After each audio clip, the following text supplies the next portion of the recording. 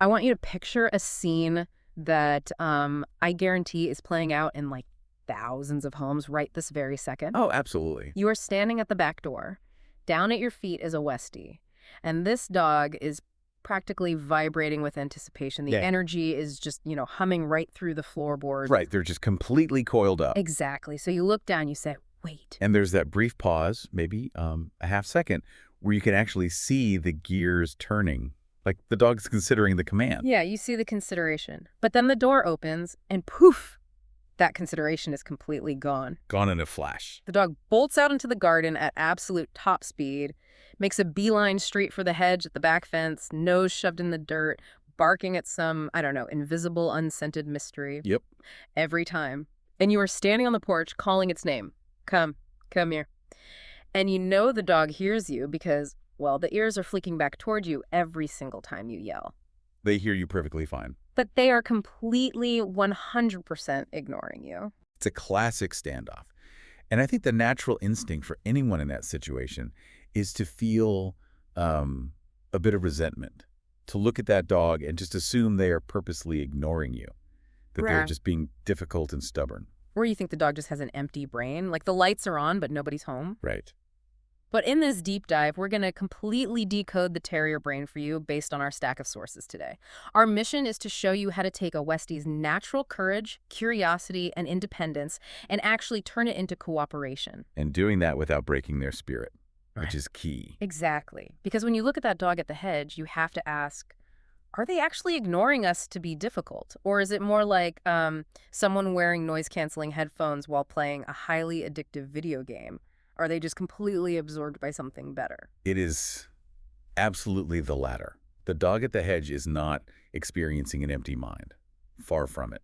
That dog is responding to an environment that is currently offering an incredibly compelling mystery. There's a lot going on over there. Oh, there's movement under those leaves. There is scent. There is sound. That is a massive amount of sensory data competing with your voice. Wow, yeah. And the proof that this isn't, a lack of intelligence is what happens 20 minutes later. Bring that exact same dog indoors into the living room. Right, because inside, that same dog will learn a brand new hand signal in maybe 3 tries. They'll solve a complex food puzzle with like laser focus. They'll do some ridiculous little routine they invented just to make you laugh and then just curl up on the couch. It's the exact same dog. The difference is the equation they are calculating in their head. And this contrast, it really forces us to completely reevaluate this assumption people make about independent breeds. That they just aren't smart. Right, that they aren't smart or that they are purposely defiant. I have to push back here, though, because if we know the hardware works, if they can learn a trick in 3 repetitions in the living room, why do these dogs have such a terrible reputation for failing basic obedience training? I mean, is it just a flaw in the breed? No, it's actually a flaw in how we define intelligence. In the dog training world, intelligence has historically been confused with automatic obedience. Oh, interesting. Yeah, traditional obedience tests were designed for dogs bred for constant handler contact. So think of a border collie or a golden retriever. The ones that just stare at you waiting for a job. Exactly. They're genetically wired to look at the human and wait for the next instruction. But if you look at the Westie's working history in the Scottish Highlands, they were bred for independent problem solvers. They were earth dogs, right? Yes. They were bred to go underground into these dark, rocky terrains to face down badgers and foxes that were often, larger than they were. And I imagine you cannot wait for a handler's command when you are stuck in a tunnel facing a predator. You'd be killed. It's Yeah. really that simple. They needed acute environmental awareness, persistence, and independent judgment just to survive. So when your Westie seems to be choosing not to listen to you, they are genuinely doing what they were bred to do. They're weighing your cue against what the environment is offering them in that exact moment. That makes biological sense, but man, it creates a massive trap for the owner because, well, I am guilty of this. The dog isn't listening. They're staring at a squirrel. So what do? I repeat the command. Sit, sit, sit. S-I-T. The repeating trap, it is incredibly common.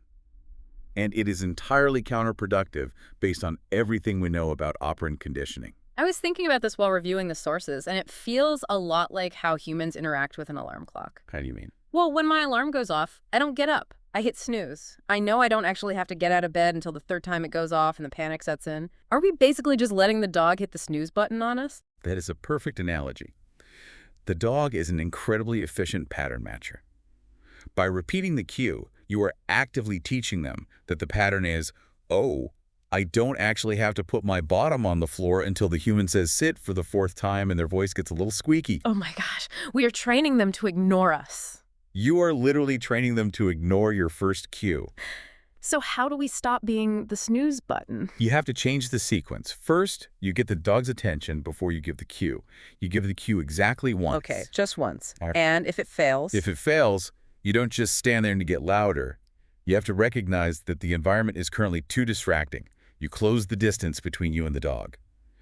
Or you lower the difficulty of what you're asking. Make it easier for them to win. Exactly. Or you up the value of the reward. You have to make the good choice clear and genuinely worth their while. Which introduces a really fascinating dynamic. Because if these dogs are constantly analyzing their environment and analyzing our patterns and making calculated choices, it begs the question of who is actually training whom here. It is a profoundly humbling question. Because often they are training us brilliantly, and we are completely oblivious to it. Right. Just look at the list of behaviors we accidentally reinforce. The dog barks at the window. What do?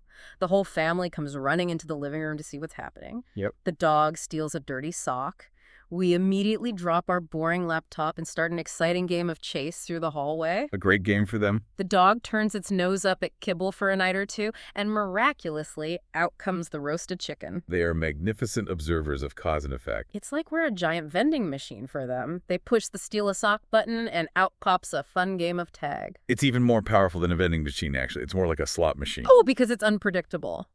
Exactly. In behavioral science, this is known as a variable rate of reinforcement. If the vending machine gives you a soda every time, you eventually get bored when you're not thirsty. But a slot machine pays out unpredictably. So you keep pulling the lever. Right. When you hold out on the chicken for 2 days, and on the third day you finally cave because you're worried the dog is starving, you didn't just teach the dog to wait for chicken. You taught them that holding out for a ridiculous amount of time eventually pays off with the jackpot. So they double down on the behavior next time. I think the sources called this an extinction burst. Yes. When a behavior that used to work suddenly stops working, like you decide to just ignore them stealing the sock, they don't just immediately give up. They escalate. They try harder. They shake the sock. They parade it in front of you. They bark. It's the extinction burst. Yeah. It's crucial to understand that the dog isn't being an evil mastermind here. You're not plotting against us. Not at all. They are simply doing what any highly intelligent animal does, figuring out what behaviors reliably manipulate their environment to produce highly rewarding outcomes. So we can't be mad at them for figuring out the physics of their own world. But moving from theory to practice, knowing we need to change the reward equation is great. But we are dealing with some massive hardwired terrier instincts here. Let's talk about the big three: barking, digging, and chasing. Okay, let's dive in. Let's start with barking. Well, the first step is deconstructing the bark. Barking isn't a single behavior. It is several different emotional states that just happen to sound the same to us. Right, a bark is a bark to my ears. But to them, a dog might be barking out of frustration or fear or boredom, or they might be alerting you to a perceived threat, like the mail carrier. You cannot treat a fear bark the same way you treat an excitement bark. And this is where we humans usually fail. The dog barks and we start yelling, "Quiet, stop it!" But from a biological standpoint, aren't we just raising the arousal level in the room? You are. Shouting adds arousal to a nervous system that is already approaching its threshold. When a dog crosses a certain neurological threshold, what trainers often call the red zone, their brain literally cannot process learning. They're just totally overwhelmed. Yes. They aren't hearing your English words. They're just hearing you join in on the chaos. So the strategy has to shift to threshold management. Let's take window barking. The goal isn't to force total silence, which goes against their genetic code to alert. Right, they were bred to let us know things are out there. Exactly. The goal is a brief alert, followed by calming down. So how do we get them to calm down before they hit that red zone? Environmental management is step one. Block the sightline. Put up a frosted window film so they can't see every single leaf blowing across the street. Out of sight, out of mind. But the real training happens when you catch the very first glance at a trigger. The moment the dog notices the squirrel outside, but before they start barking, you reward them for turning back to you. Oh, wow. So you have to be really observant. Very. You hang them to disengage while their brain is still capable of processing the choice. You're rewarding the decision to look away rather than trying to, put out the fire once they're already screaming at the glass. Ah, exactly. Okay, what about digging? I mean, it's literally, the name Terrier comes from terra, the earth. You are not going to train the desire to dig out of a terrier. It is genetically encoded. So don't even try. Right. But you can give it a legal outlet. Provide a permitted, safe soil area or a sandbox in the yard, hide some toys or treats in there. You manage the instinct rather than trying to suppress it entirely. Okay, now for the hardest one. Recall. Calling them back to you when they are outside. Is a little piece of hot dog really going to override thousands of years of predatory genetics? This is where we have to confront the neurochemical reality of the dog. When a terrier's prey drive activates the sequence of eye, stalk, chase, and bite, their brain releases a massive dump of dopamine. Just a total chemical rush. Yes. The chase itself is the reward, regardless of whether they catch the squirrel. That dopamine hit is more powerful than any piece of cheese in your pocket. So how on earth do we compete with that? You have to build a foundation of trust before the prey drive fully kicks in. And the absolute golden rule of that trust is never, ever punish a slow return.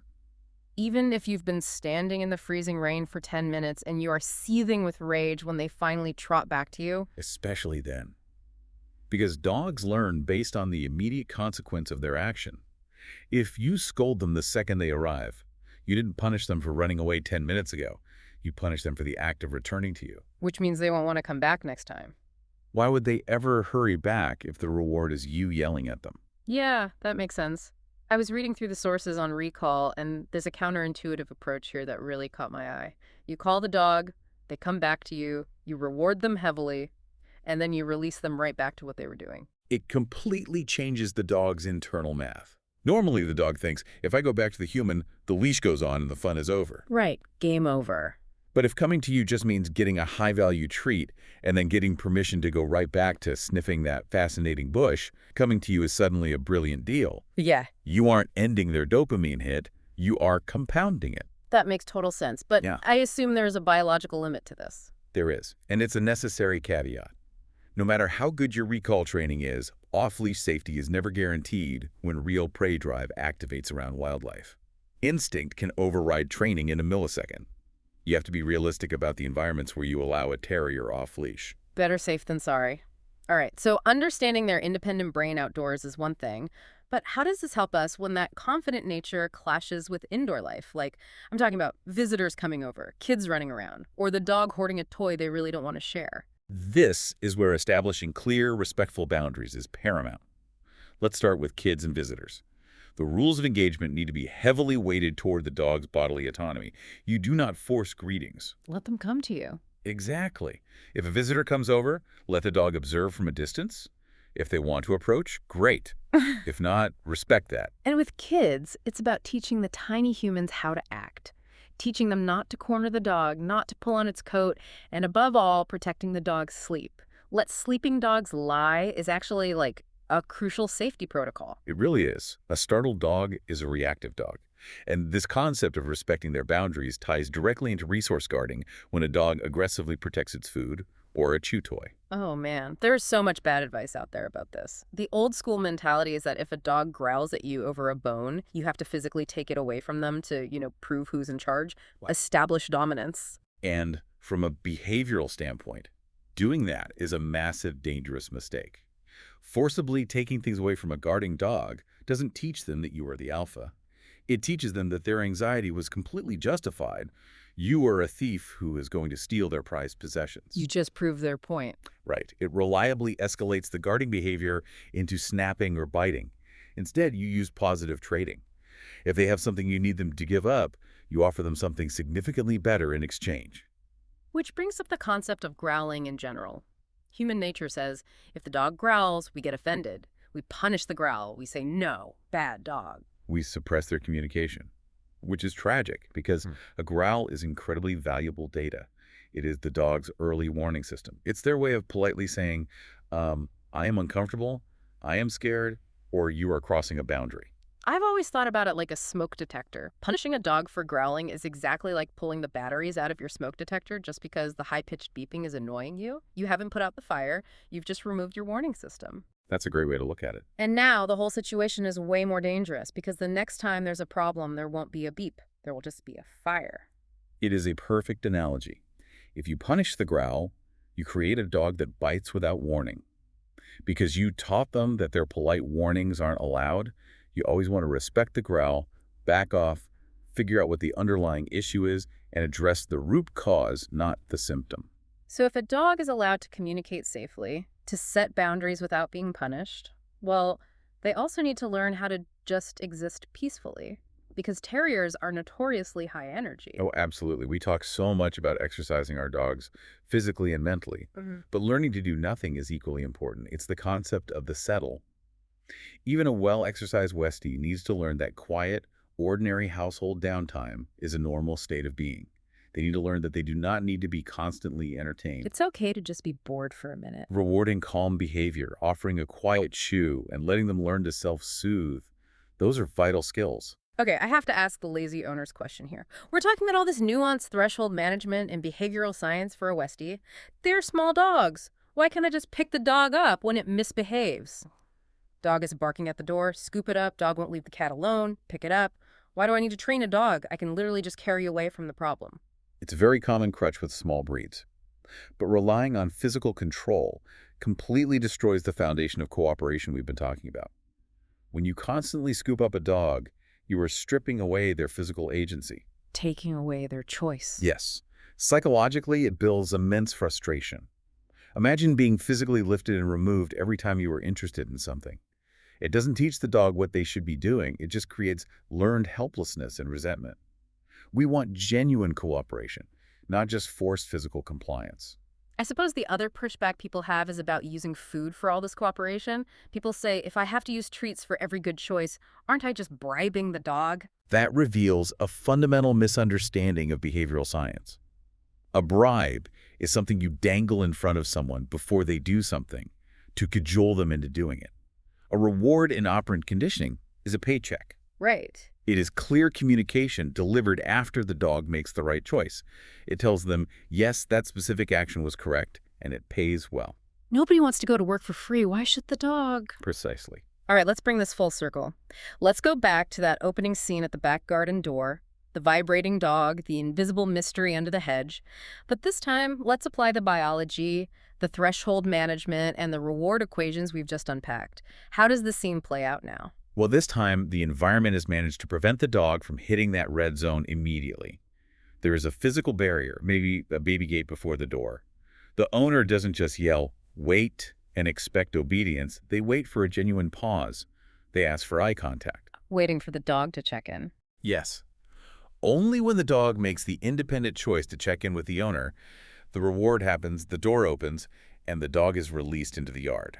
And when the dog inevitably bolts for the hedge and starts investigating. The owner doesn't stand there acting like a snooze button, repeating, come, come, come. They wait for a moment of slightly less intensity. They use a practiced recall cue at a distance where success is actually likely. Setting them up to win. Right. And when the dog turns its head, it gets a massive reward for disengaging from the mystery, and then crucially is released right back to sniffing. The dog is still a terrier. Still confident, still curious, still wants to hunt. But now, instead of a battle of wills, there is a structure of communication underneath all that personality. And if we look at the bigger picture, this foundation of cooperation isn't just about having a polite dog. It is genuinely protective. How so? Like medically?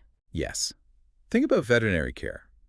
A dog that has been taught to cooperate with handling, a dog that maintains its bodily autonomy and trusts you when you touch its paws, a dog that knows how to communicate discomfort with a growl instead of a bite, that dog is going to receive much better, less stressful medical care. Vet visits become easier.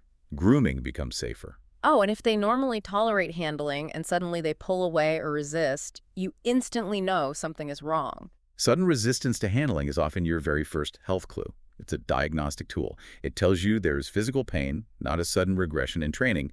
The communication actually helps you monitor their health. That is incredibly profound. So to recap this whole journey for you listening, we started with a dog that looked, on the surface, willfully stubborn and maybe a little dense. And what we discovered through the history and the science is a highly intelligent, intensely observant, independent thinker. A dog that doesn't need to be broken or forced into submission. You just have to understand their reward equation. You don't have to erase a terrier's natural instincts to get them to listen. You just have to learn how to work with their biology and become more reliably rewarding than the mystery under the hedge. It completely shifts how you see them. And it leaves me with one final thought I want you to chew on today. We just spent this entire deep dive realizing that highly intelligent, independent problem solvers like the Westie completely shut down or they rebel when they are forced into rigid automatic obedience training. They need their natural instincts respected. They need the rewards to align with the work they're being asked to do. It's a very clear dynamic across intelligent species. Right. So here's the question, how much of our own human world is still failing because we haven't learned this basic biological lesson? Think about how we manage employees in a modern corporate workplace or how we treat kids in a traditional classroom setting. How often are those human systems failing because they rely on demanding blind, automatic obedience instead of actually working with natural human instincts and aligning the rewards to inspire genuine cooperation? Something to think about the next time a boss or a system demands that you just sit, sit, sit.